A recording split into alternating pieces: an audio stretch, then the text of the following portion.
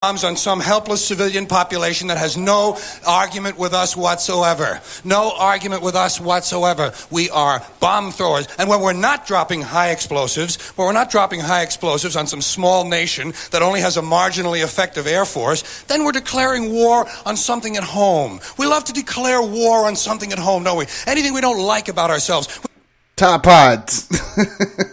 We have to declare war on it. We can't get rid of this war mentality from our public life. We got a war on poverty, war on crime, war on cancer, war on litter, war on drugs. Did you ever notice we don't have a war on homelessness? No war on homelessness. You know why? I'll tell you why. Because there's no money in it. There's no money in that problem. Nobody stands to get rich off of that problem. You find a solution to homelessness where the businessmen and the politicians can steal a couple of $1 million each, you'll see the streets of America begin to clear up pretty fast. I'll give you a couple ideas. Listen, I got a couple ideas for homelessness. First thing we ought to do, give the homeless their own magazine. Give them their own magazine. That's a sure sign of making it in this country.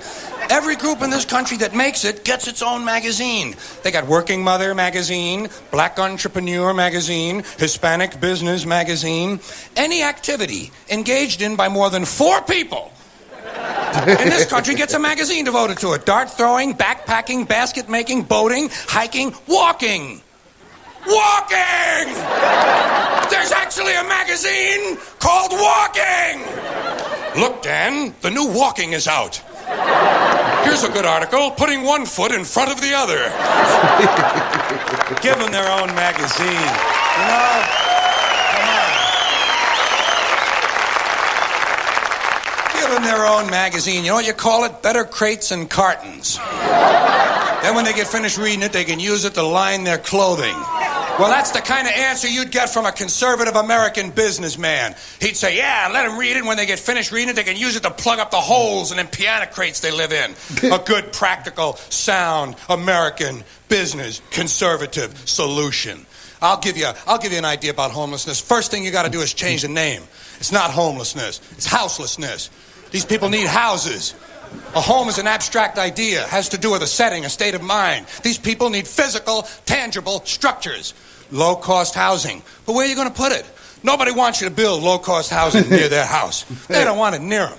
We got a thing in this country called NIMBY. N-I-M-B-Y. Not in my backyard. That's what they call it. People don't want anything near them, especially if it might help somebody else.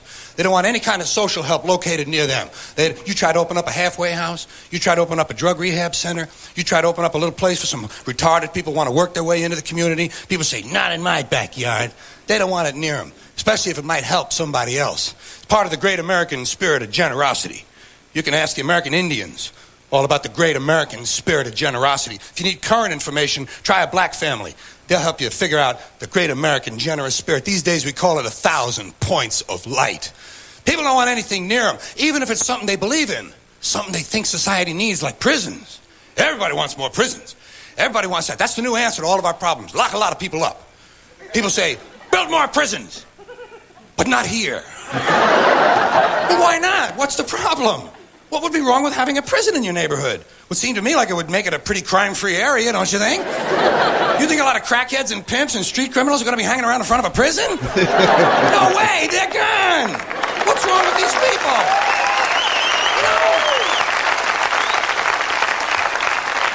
I mean, all the prisoners are locked up, the criminals are behind the walls, and if a couple of them do break out, what do you think they're going to do? Hang around?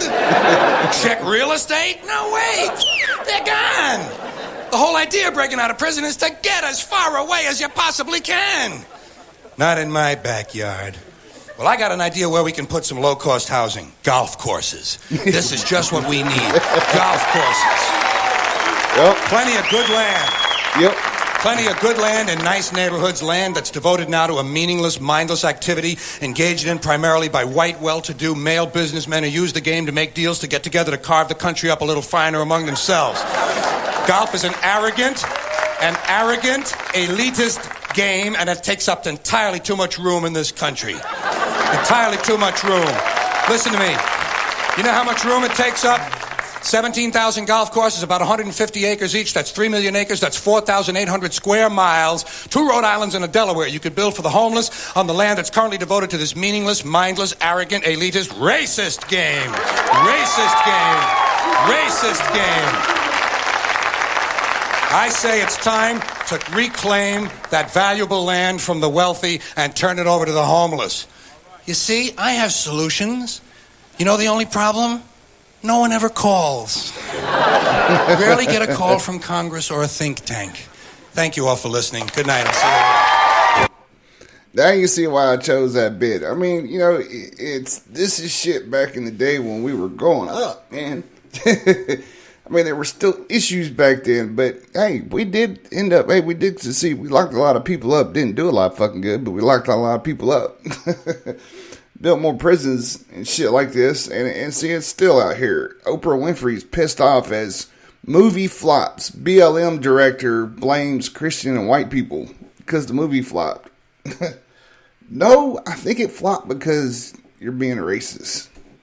Yeah, I mean, come on, y'all. All right, so email address dgn1980@my.com, dgn1980@my.com. So, Operation I Got Your 6, number 2. We got 50 VIP seats. We got 2 that's gone already. To Mr. T-Man in Arizona and Mr. Jess.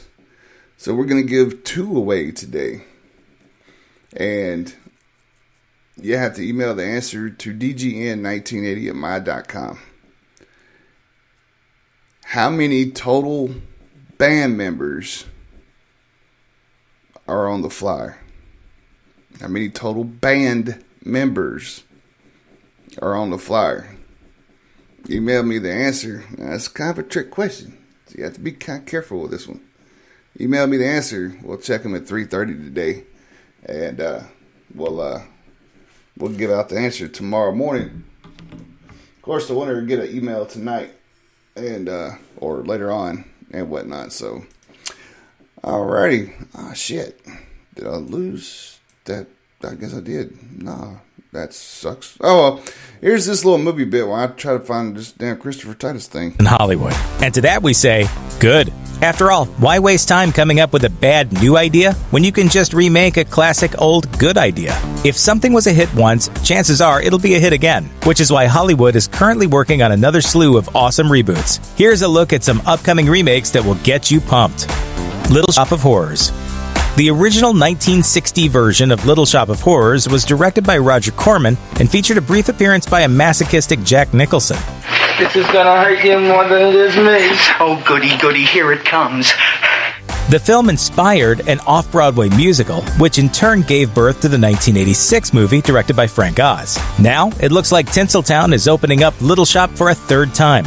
Deadline calls the new project a fresh version of the 30-year-old Frank Oz directed film. But on this go-around, Greg Berlanti will be the one shouting action. If Berlanti's name sounds familiar, that's because he's the producer behind TV hits like Riverdale, The Flash, and Supergirl. Hey, if anyone can defeat Audrey 2, it's the Maid of Might.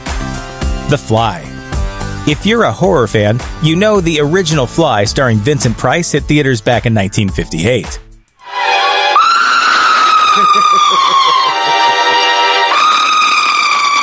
And that's not the one we all remember. And in 1986, David Cronenberg decided to give the tale its own grotesque spin, casting Jeff Goldblum and Gina Davis in one of the nastiest monster movies ever made. Now, it looks like J.D. Dillard might very well create his own insect monstrosity. In March 2017, Variety reported that the up-and-coming director is in talks for The Fly, coming off his critically acclaimed debut, Slight. Dillard told Slash Film that if he ends up directing the film, he'll be focusing on the characters and not the effects, saying, I think if you look at a lot of remakes, and the ones that may have not been as successful as others, I think oftentimes the wrong pieces are remade. White Men Can't Jump. In 1992, Woody Harrelson and Wesley Snipes joined forces in the classic basketball comedy White Men Can't Jump. written and directed by Ron Shelton. The film was a major hit, earning over $90 million worldwide. So it's no wonder Hollywood is interested in a remake, with Blackish showrunner Kenya Barris producing and writing. And if there's one thing we know from watching Blackish, it's that he's got game. Does he think he can do better? Bring it on, bad boy! First Blood. We all know Rambo can survive in the woods, fight the Viet Cong, and shoot helicopters with explosive-tipped arrows. But can he sing and dance? Well, it looks like we're about to find out, as the action movie icon is headed to Bollywood. Starring up-and-coming actor Tiger Shroff, the First Blood remake will be titled Rambo. And according to Entertainment Weekly, the movie will follow the last surviving member of an elite covert unit of the Indian Armed Forces, who returns home to find that his land is in the midst of war. Filming on Rambo has been delayed for now, but they do have a cool poster, so here's hoping it comes out soon. Charlie's Angels. The classic 1970s TV series Charlie's Angels was relaunched as a successful film series in 2000. But Sony apparently figures it's been long enough for yet another try, as a new big screen version is reportedly set for a 2019 release. Nobody has actually been cast in it yet, but Elizabeth Banks is set to direct, and Kristen Stewart and Lupita Nyong'o are rumored to be in the running for roles. The Cannonball Run. Despite being critically panned, 1981's Cannonball Run became a cult hit, spawning a sequel thanks to a massive all-star cast that included everyone from Burt Reynolds and Roger Moore to Sammy Davis Jr. and Jackie Chan. Now it looks like the racers are revving up their engines again, as Universal is bringing the Cannonball Run back to theaters. According to Deadline, So we got a lot of old-timers. I like to see what they're going to do with The Fly. Because there was the one with Donald Goldblum, the last one that was up there, man. That was the last good one, man. And those, even though they look fake as fuck, man, those were the good movies. Just saying. Well, yeah. Watch them take CGI and completely fuck it up. All right, we're gonna leave this morning. We're gonna do a little bit of Christopher Titus, and then we'll come out and close her up. More fucking specific when you talk to God, all right? Yeah, don't just give God a blank slate and let him run with that. I filed for divorce on June 6th, 06. 666, yes. Which coincidentally turned my ex into a demon slithering from the fiery depths of Satan's anus. But for legal reasons, I have to call her Kate. And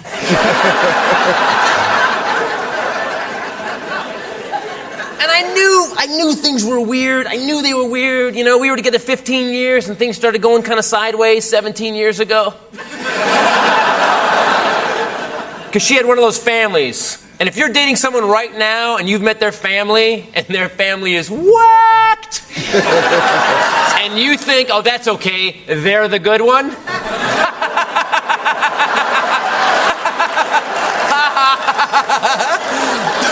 then you are mentally ill, okay? Because they are not the good one. They're like a psycho Tylenol gel cap, man.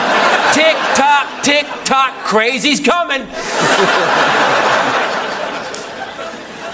Her family, Irish Catholic, autistic. But not the happy special ones, the real mean ones, Hey, we're gonna fight, then we're gonna drink. Then we're gonna drink and fight. You wanna fight and drink? What? Every neighborhood on the planet has a house like this on the block. We've all driven past it. A bunch of people living there, too old to be kids, but never gonna be adults. You can tell that by the Aerosmith Rocks banner in the living room window. 4 sociopathic pit bulls roaming the yard at all times. The brown one has one leg, just flops to the fence every couple of hours. You can tell the family's doubled their net worth because they parked a new gutted Chevelle in the driveway. The mailman's afraid to bring the mail, so he just gives it to the cops because, hell, they're going to be there anyway. And if you don't recognize this house in your neighborhood, you live in this house in your neighborhood.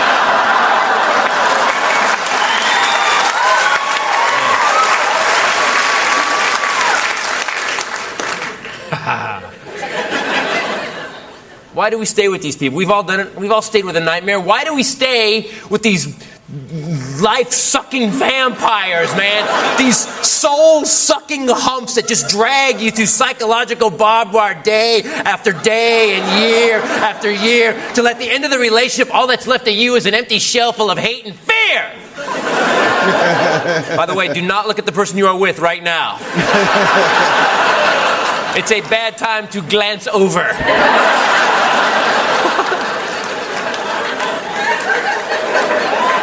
I have to warn you about tonight's show. Tonight's show will fix your relationship or destroy it. And either way, you're welcome.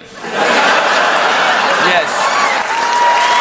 Yes, happy Valentine's Day, yes. There are some things I'm going to bring up later